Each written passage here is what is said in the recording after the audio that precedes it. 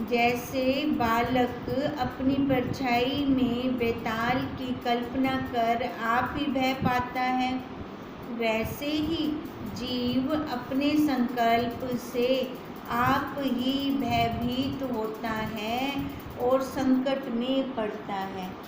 देखो, अब दुख कोई हमें और नहीं देता, दुख हमारे पास कहाँ से आता है?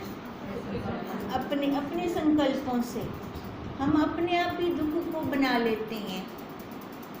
आशा रूपी फांसी से बंधा हुआ जीव कष्ट पर कष्ट पाता है, क्योंकि इच्छाएं वासनाएं नहीं खत्म होती। अब एक इच्छा पूरी हुई, दूसरी साथ के साथ और आ गई।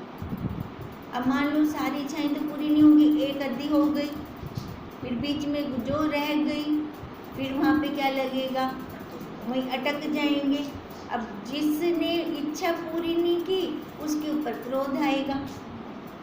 अब क्रोध होएगा, मन की शांति गई, वहाँ पे फिर राग द्वेष खड़ा हो जाएगा उसके प्रति हमारे मन में। अब देखो, यही सबसे बड़ा कष्ट है और यही संकट में पड़ता है।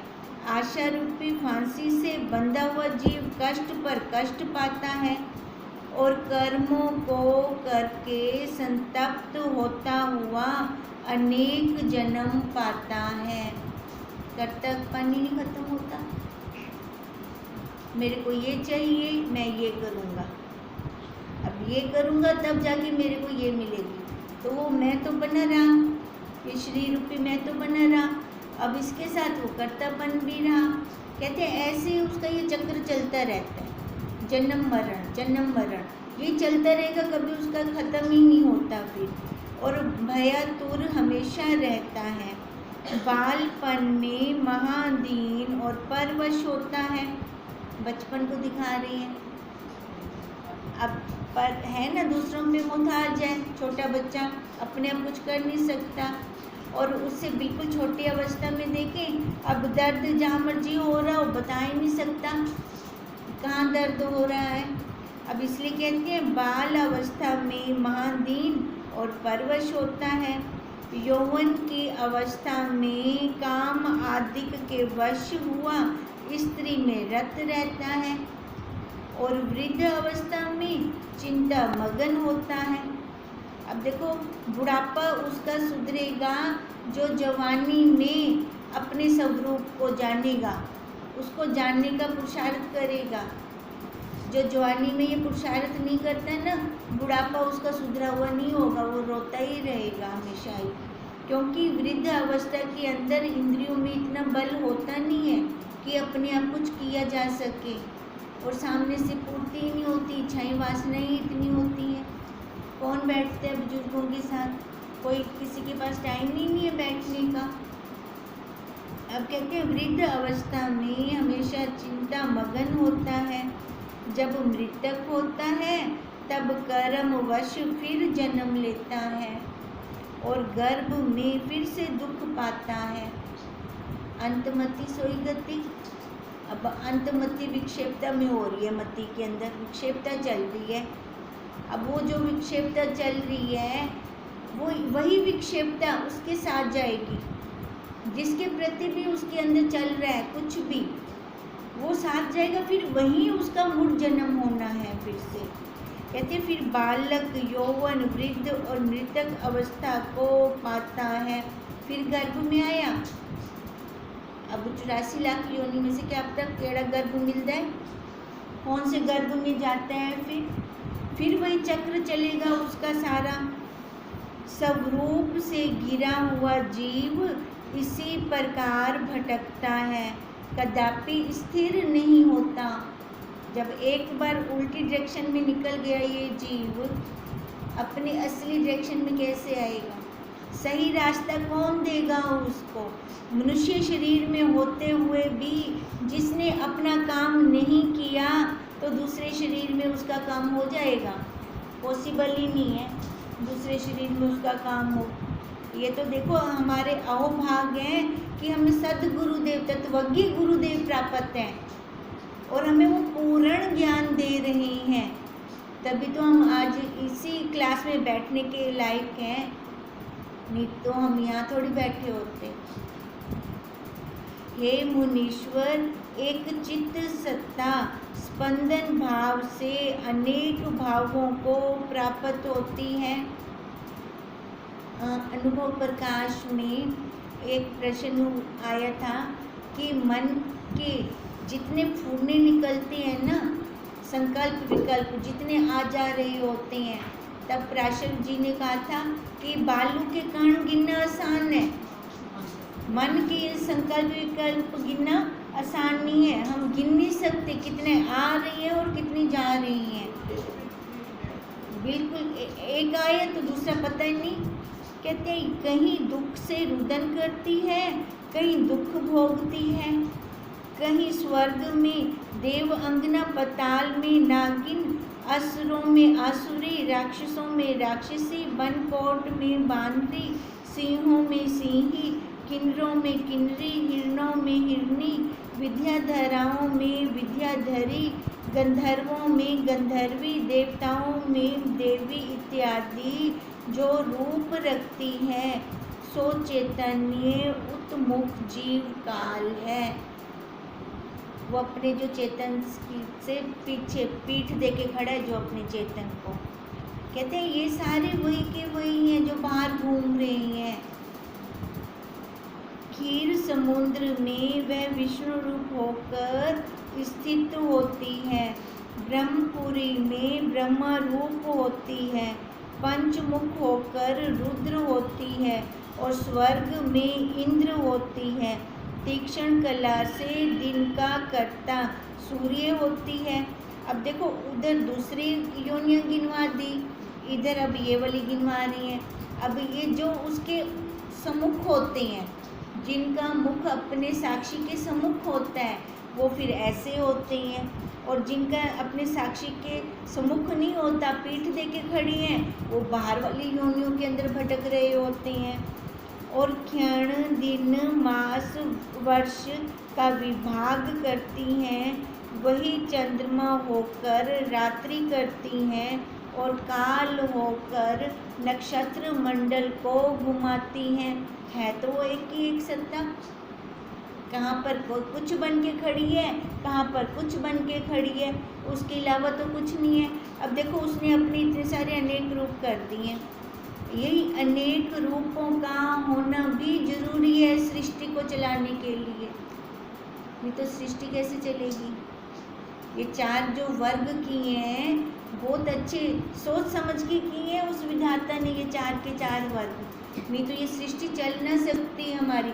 अगर सारी डॉक्टर हो जाते, मरीज ना होता तो, सारे ब्राह्मण हो जाते, शूद्र ना होता तो काम कौन करता। अब देखो वर्गों के अनुसार उसने सृष्टि किया, तो ये चक्र अखंड मंडलाकार वैसे का वैसे घूम रहा है, कभी रुका नहीं।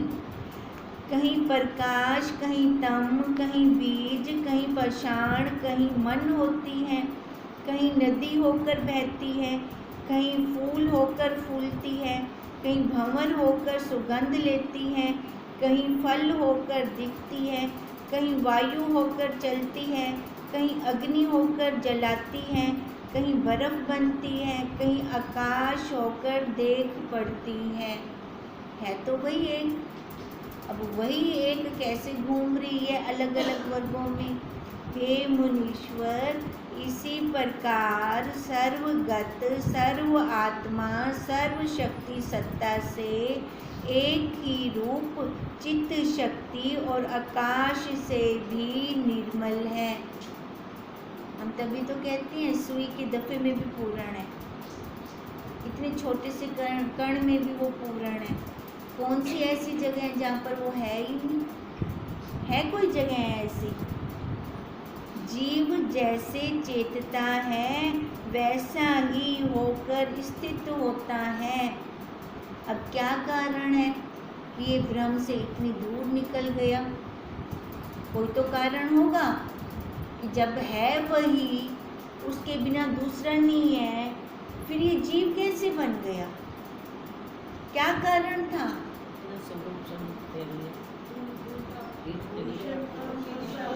उल्टी दशा में गया, विषय विकारों में आ गया, मैं मेरा इसने करना शुरू कर दिया। है ना, कर्तापन आ गया, कर्तापन से इसके कर्म बनने शुरू हो गए। अब कर्म बनते गए, जो शरीर जड़ था, जड़ को ही इसने आत्मा चेतन मान लिया। अब यही कारण है कि ये इतनी दूर हो गया। जीव जैसे चेतता है वैसा ही स्थित होता है। अब खाली इसने माना ही तो माना ना, मैं पति हूँ, मैं पत्नी हूँ, मैं माँ हूँ, मैं बहन हूँ, नहीं तो इस आकार के ऊपर तो कुछ भी नहीं लिखा हुआ, खाली माना, वो भी कल्पना, कल्पना ना। अब कल्पना में देखो क्या से क्या हो गया, क्या से क्या था, भ्रम, भ्रम से कहाँ नीचे जीव बन के बैठ गया। अब जीव से भी नीचे त्रियक योनि में देखो, है तो वही सारी जो बाहर घूम रही हैं, त्रियक योनि में है या पशु योनि में है, कभी ना कभी तो ये मनुष्य ही तो थे। अब क्यों नहीं है मनुष्य? इतनी उसकी नीचे की तरफ गति होती गई, मनुष्य के काबिल भी ना रहा, खाली बाहर की तरफ उसकी वृत्ति निकल गई। अब इसी कारण जैसी जैसी भावना करता है शीघ्र ही उसका वैसा रूप हो जाता है, परंतु वह स्वरूप से भिन्न नहीं होता। चाहे जिस मर्जी योनि में चला जाए, उसमें भी तो वही है, उसमें भी तो वही ज्ञान स्वरूप बैठा हुआ है, पर मनुष्य योनि में ही हम उसको जान सकते हैं, और किसी योनि में उसको नहीं जान सकते हम। इसलिए तो कह रहे हैं, परंतु वह स्वरूप से भिन्न नहीं होता। जैसे समुद्र में फैन तरंग होकर बहते हैं, परंतु जल से भिन्न तो नहीं है ना। तिरंगे हैं, बुदबुदे हैं, फैन है क्या वो? जल रूपी तो है, जल ही तो जल है, उससे अलग तो नहीं है। अब ये नाना प्रकार के गहने हैं क्या? सोना, सोना से अलग तो हो ही नहीं सकता, उनका वजूद ही नहीं है सोने से अलग। ऐसे ये 84 लाख योनि, ये 84 लाख योनि, ये गहने हो गए, आकार हो गए। अब आकार का आधार वही सत्ता, वही ब्रह्म, उससे जुदा आकार हो ही नहीं सकते। वैसे ही चित्त शक्ति अनेक रूपों को रखती है, परंतु चैतन्य से भिन्न नहीं होती। चित्त शक्ति ही कहीं हंस, कहीं काक, कहीं शुकर, कहीं मक्खी, चिड़िया इत्यादि रूप रखकर संसार में प्रवृत्त होती है। जैसे जल में पड़ा तृण भ्रमता है, वैसे ही भ्रमती है, घूम रहा है। क्यों घूम रहा है? क्योंकि इसके अंदर संकल्प विकल्प खत्म ही नहीं हो रहे। इतने संकल्प विकल्प, लाइनें चल रही हैं संकल्पों की, विकल्पों की। अब जिनके अंदर ज़्यादा संकल्प विकल्प आते हैं ना, उनको स्वप्न ज़्यादा आते हैं, बहुत ज़्यादा, क्योंकि उनके मन की धारा रुकती ही नहीं है।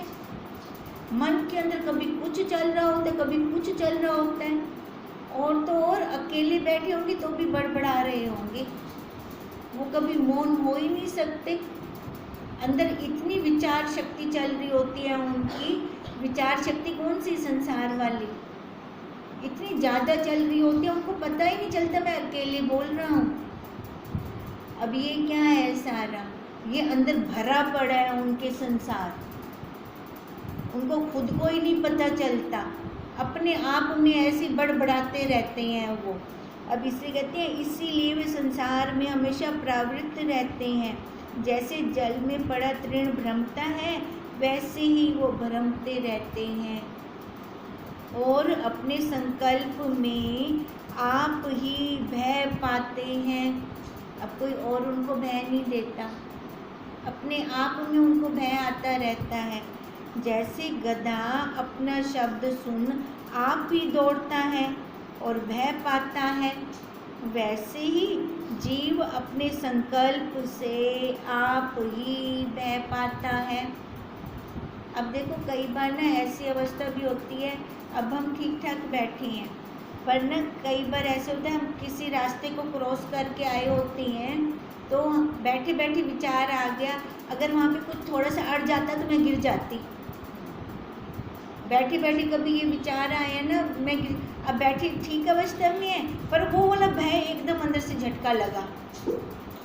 अब देखो, अब अपने ही आपके विचारों से वो जगह तो क्रॉस हो गई, वो रास्ता क्रॉस हो गया, पर बाद में जब सोचा उसके बारे में खुद को ही झटका लगा, जबकि है नहीं वो रास्ता, बैठे आराम से हैं, कैसे वो लगता है मैं गिर जाती। या जो बड़ी एज में होते हैं, बुजुर्ग होते हैं, और वो सोचते रहते हैं मैं बचपन में तो ऐसे कर जाती थी, बचपन में ऐसे कर जाती थी, फिर उनको लगता है, अब बाद में उनको सोच आती अगर मैं वहाँ से गिर जाती तो कैसी चोट लग जाती। अब बाद में जाके उनको वो सारी फीलिंग आ रही होती है।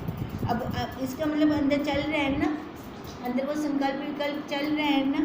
कहते हैं हे मुनीश्वर, यह मैंने जीव शक्ति का आचार तुमसे कहा, इसी आचार को ग्रहण करके बुद्धि नीच पशु धर्मणी हुई है। अब जीव कैसे बना? जिसका मन स्थिर नहीं रहता, नीचे की तरफ चलता रहता है, विषय विकारों में रहता है, जिसकी इच्छाएं वासनाएं खत्म नहीं होती, संसार भरा पड़ा है अंदर, तो वो नीचे से नीचे पशु योनि में आ गया। अब शिव जी कह रही हैं, यही मैंने बताया, जीव शक्ति का आचार तुमसे कहा, और स्वरूप के परमाद से जैसा जैसा संकल्प करती है वैसे ही वैसे कर्म गति को प्राप्त हो शोकातुर होती है। अपने स्वरूप का तो कोई ज्ञान ही नहीं है, उसके बारे में कोई विचार ही नहीं है कि मनुष्य शरीर मेरे को क्यों मिला है, किस लिए मेरा जन्म हुआ है मनुष्य शरीर में, वहाँ विचार है नहीं। अब विचार है तो मैं मेरे का, मैं भी ठीक रहूँ, मेरे वाले भी ठीक रहे। अब ये कौन सी वृत्ति है? पशु भी तो यही कर रही हैं, इससे ज़्यादा कर रहे हैं क्या पशु? पशु भी इतना ही करते हैं, मैं मेरे का एक दायरा सर्कल सा बना लेती हैं बस। अब कहते हैं मनुष्य शरीर जिसकी इतनी बड़ी योग्यता, उसको खाली इसी लेके लगा दिया, मैं मेरे के लेके लगा दिया। अब जिसने मैं मेरे के लेके लगाया उसको मुड़ फिर उस योनि में डाल दिया। ये तो पशु से ज़्यादा मनुष्य शरीर में आके भी काम नहीं करता, उतना ही काम करता है पशु जितना ही, तो इसको उस योनि में क्यों न डाला जाए। फिर भगवान जी ने उस योनि में डाला, फिर वहाँ से इसके पछतावा होगा मन को, फिर आएगा तो फिर मनुष्य योनि में दूंगा इसको, फिर देखता हूँ कि ये मेरे को याद करता है कि नहीं करता। अगर फिर से उसी सर्कल में रह गए, मैं मेरे के सर्कल में, सबसे मेन बात क्या आती है? आड़े मोह आता है। स्त्रियों के अंदर मोह होता है, और यही मोह हमें भटकाता है जन्मों जन्मों तक। क्या बच्चे अब की मेरे हैं? पीछे कोई संबंध होगा ना तभी आए ना यहाँ पर, तो पहले क्या यही बच्चे थे? हो सकता है वो पति रूप में हो, कोई ना कोई संबंध रुक गया तो अब वो बाल रूप में आ गए। अब कहते ये संबंधों की दीवार कब खत्म होगी? खत्म करनी पड़ेगी, ऐसे खत्म नहीं होने वाली ये संबंधों की दीवार। ये संबंधों की दीवार खत्म करनी पड़ेगी, और उसके लिए हमें अपना स्वयं का पुरुषार्थ चाहिए। गुरुदेव तो हमें दे रही हैं ज्ञान, है ना, बाकी करना तो प्रैक्टिकली हमें है ना, हम स्वयं करेंगे ना प्रैक्टिकल। अब प्रैक्टिकल हम स्वयं करती हैं तो सबसे पहले यही आती है कि ये शरीर रूपी कपड़ा ढीला हो जाए। जब ये शरीर रूपी कपड़ा ढीला होगा तब पहले ये शरीर का जो नाम रखा गया है सबसे पहले वो ढीला हो। इस शरीर को जो कुछ मर्जी कह दे, इसको असर ना हो। कहा है तो इस शरीर को कहा है, मैं शरीर हूँ क्या? नहीं ना। जब मैं शरीर हूँ सारी मुसीबत ही खत्म थी वैसे पहले ही आ पड़ी। पक्की दृढ़ता लानी है तो इस शरीर रूपी कपड़े को ढीला करने की लानी है, क्योंकि सारे संबंध इसी शरीर से है। जितने भी सोचो, अपने दिमाग में इमेज बनाओ, सारे संबंध हैं इनके अंदर नाल, सारे संबंध इसी शरीर से हैं। अगर ये शरीर मैं नहीं हूँ, पक्की दृढ़ता आ जाती है तो ना कोई बहन है, ना पति है, ना बच्चे हैं, ना माँ है, ना भाई है, कोई भी संबंध नहीं है। और तो जो इसका आकार का नाम है ना, वो भी नहीं है। फिर दृढ़ता किसकी होगी? अपने स्वरूप की। मैं साक्षी, मैं सच्चित आनंद। देखो, व्यवहार करना है, व्यवहार के लिए शरीर रूपी कपड़ा ओढ़ना है, पर हम व्यवहार करते करते बीच में लय हो जाते हैं ना, तो यही गलती है। तभी हमारा ये सर्कल ख़त्म नहीं हो रहा। ख़त्म ना होने की और वजह एक बताओ क्या है कोई और वजह? और वजह है ही नहीं। हम व्यवहार करते करते लय हो जाते हैं, इसके अंदर वही बन के बैठ जाते हैं। जिवें सप कुंडली मारते बहर आंदा है ना, असा भी हिंदे उते जीव रूपी कुंडली मारते बहर आंदो, ला बैठू तो मर दूँ। और कर क्या रही हैं? ये सर्कल क्यों चल रहा है? इसी कारण से तो चल रहा है हमारा, क्योंकि हम अपने स्वरूप से दूर हो गए। अब दूर हो गए तो फिर क्या बन जाती है? बुद्धि में वो नीच बुद्धि बन जाती है। फिर पशु धर्मणी हुई, और स्वरूप के परमार्थ से जैसा जैसा उसका संकल्प चलता रहता है अंदर से, तो फिर वैसे वैसे इसकी कर्म गति को ये प्राप्त होती है। तो कर्मों की रील चल पड़ी इसकी, बन गए कर्म इसके, फिर कर्म बनते हैं। अब जैसा बीजेंगे वैसा काटेंगे। कर्म तो बना लेते, लकटते हुए रोंदू, ला शोकत उठेंदू उन्हें कटते हुए अनंत दुख पाते हैं, और अपने मोह से ही मलिन होते हैं। हमें अब कोई और दूसरा मलिन नहीं करता, हम स्वयं ही अपने मोह से मलिन हो रहे हैं। जैसे भूसी से ढका चावल कूटा पीटा जाता है, फिर बोया जाता है, फिर उगता है और काटा जाता है, वैसे ही स्वरूप के आवरण से दुर्भाग्य से जीव कला जन्म मरण के दुख को प्राप्त होती है। अब स्वरूप के ऊपर तो आवरण चढ़ गया, ये शरीर रूपी आवरण आ गया बीच में। अब दूसरी साइड तो इसको दिखती नहीं है, अब आर पार तो देख नहीं सकते ना। काला शीशा लगा पड़े हैं, खड़े बाहर हैं, अंदर दा देखूँ कि मैं अंदर का तब दिखेगा जब मैं अंदर होंगी, तब अंदर का भी देखूंगी, बाहर का भी देखूंगी। अब वो तो ऐसे रहे हमारे साथ। अब वो काली शीशे को क्रॉस करके दरवाजा खोलते अंदर था हूँ, पहले अंदर हो सो तहीं अंदर बाहर दा जान सो। अब जो ज्ञानी होते हैं वो अंदर का भी जानते हैं, बाहर का भी जानते हैं, दोनों अवस्थाओं का जानते हैं। और जो खाली बाहर खड़ा हुआ है, अज्ञानी है, अविद्या का मारा हुआ है, वो खाली बाहर को देख रहा है। अब बाहर देखना क्या है? ये बाहर वाला आवरण, ये शरीर, ये नाम रूप वाला कार वाला शरीर, वो खाली इसको देख रहा है। अब कहीं को देखा नल क्या थी से जन्म तक आप ही बाहर वाले शरीर को ही देखते आई हूँ। इसको देख कर हमारा आज तक छुटकारा हुआ, हमारा दुख खत्म हुआ। फिर अब भी वैसे का वैसी क्रिया हमारी। अब तो विचार करना चाहिए ना, अब इसको नहीं देखना हमें, अब हमें देखना है तो अंदर वाले को देखना है, अंदर जाना है, अंतर्मुख वृत्ति करनी है। अब जब तक अंतर्मुख वृत्ति नहीं होती तब तक ये हमारा दुर्भाग्य खत्म नहीं हो सकता। दुर्भाग्य सबसे बड़ा यही है, जन्म मरण का। सबसे बड़ा रोग कौन सा है? ये जन्म मरण का रोग है सबसे बड़ा। जैसे भर्ता रहित स्त्री शोक से व्याकुल होती है, वैसे ही जीव कला कष्ट पाती है। अंदर से हमें इतना दुख हो कि अभी तक मेरे को अपने स्वरूप की प्राप्ति नहीं हो रही, जो कि बाहर नहीं है, मेरे पास है, कहीं से लाना नहीं है मेरे को, किसी ने देना नहीं है, खाली स्मृति करवा दी ना गुरुदेव ने, हमें स्मृति नहीं थी, भूल गई थी, बस वो स्मृति हो गई, बाकी काम हमारा है, हम करेंगे तभी उनकी कृपा होगी। फिर हम कहते हैं सीधा वो कृपा कर दें, कैसे कृपा करें? कृपा बोलते हैं कर और पाक करेगी तो अपने आप ही कृपा बरसेगी हमारे ऊपर गुरुदेव की।